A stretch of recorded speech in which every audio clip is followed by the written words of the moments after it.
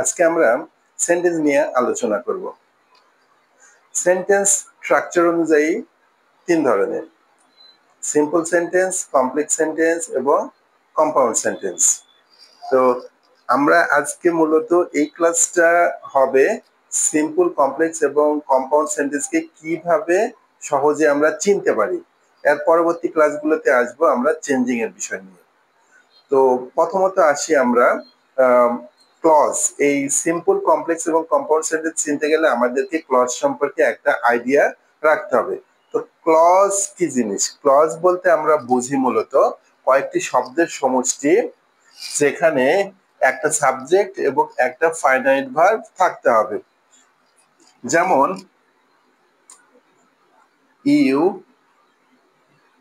You are my friend.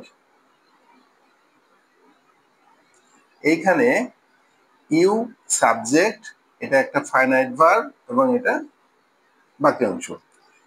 এটা subject, finite verb, বাক্যাংশ। তাহলে এটা কয়েকটি শব্দের সমষ্টি। এই পুরোটাকে আমরা একটা ক্লজ বলতে পারি। এবং যখন কোনো সেন্টেন্সে একটাই ক্লজ থাকবে তখন তাকে আমরা কি বলবো? সিম্পল সেন্টেন্স বলবো। এবং কমপ্লেক্স সেন্টেন্সে দুইটা ক্লজ থাকে। কমপ্লেক্স সেন্টেন্সে দুইটা ক্লজ থাকে। ক্লজ দুইটার নাম কি? প্রিন্সিপাল ক্লজ এবং সাবঅর্ডিনেট ক্লজ। এবং কম্পাউন্ড সেন্টেন্সে কি থাকে? দুইটা ক্লজ থাকে এবং ওই দুইটা ক্লজের নাম হবে কোঅর্ডিনেট ক্লজ।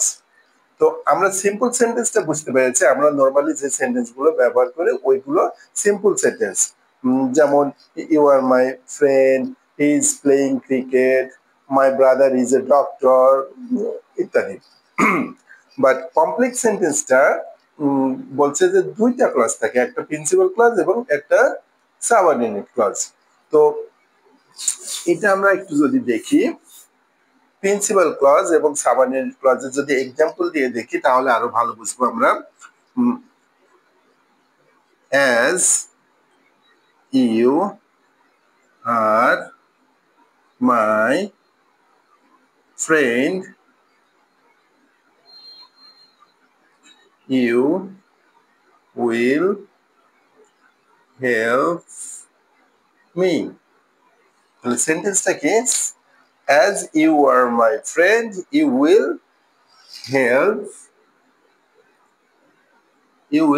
Help me. তাহলে এই সেন্টেন্সে দেখা যাচ্ছে যে দুইটা ক্লজ আছে। দুইটা ক্লজ কিভাবে?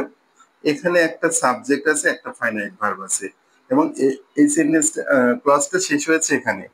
এটা একটা ক্লজ হলো। আবার এখানে দেখা যাচ্ছে একটা সাবজেক্ট আছে, একটা ফাইনাইট ভার্ব আছে, বাকি অংশ আছে। তার মানে এটা একটা ক্লজ। তাহলে এইখান থেকে শুরু হয়েছে এই পর্যন্ত একটা ক্লজ, এখান থেকে শুরু হয়েছে এই পর্যন্ত একটা clause.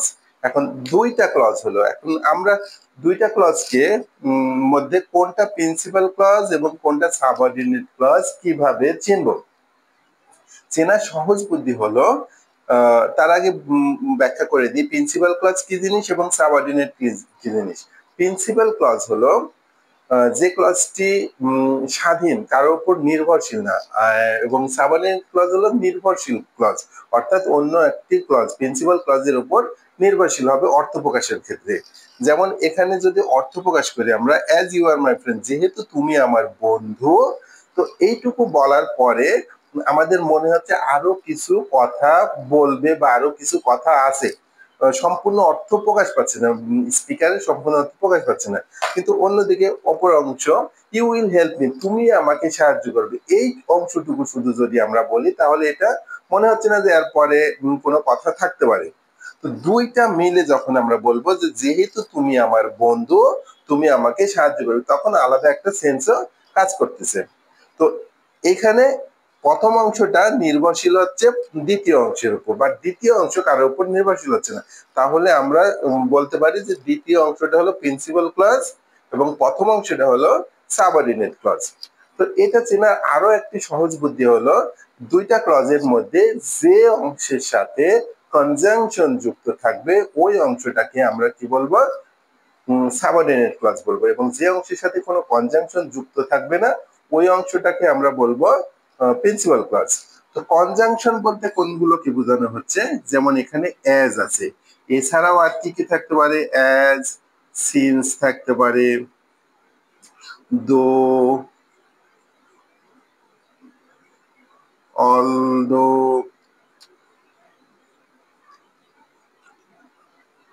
If, unless,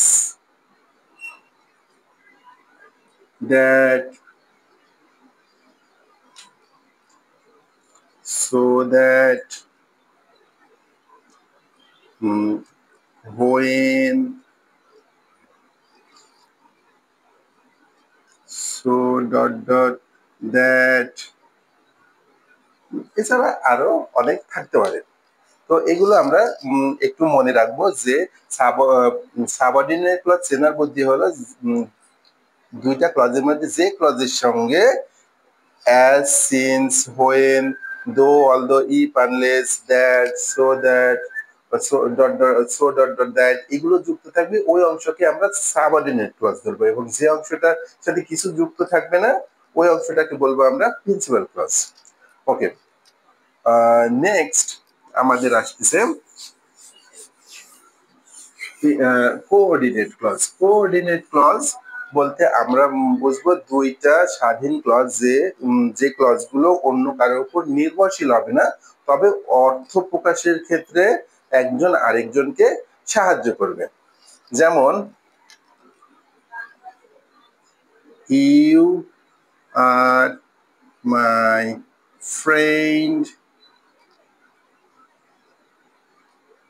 and you will help me।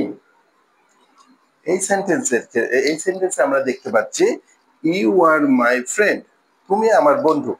এটা অন্য কারোর উপর অর্থ প্রকাশের ক্ষেত্রে নির্ভরশীল হতে হচ্ছে না।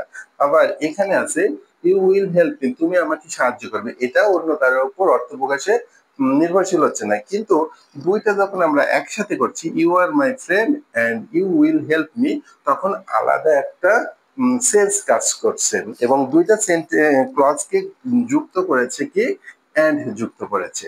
তো যখন কনজাংশন অ্যান্ড, বাট এবং অর দ্বারা দুইটা ক্লজকে যুক্ত করবে, তখন ওইটাকে আমরা কম্পাউন্ড সেন্টেন্স বলবো। তাহলে কম্পাউন্ড সেন্টেন্স চেনা সহজ বুদ্ধি হলো দুইটা ক্লজের মাঝখানে অ্যান্ড, বাট, অর থাকবে।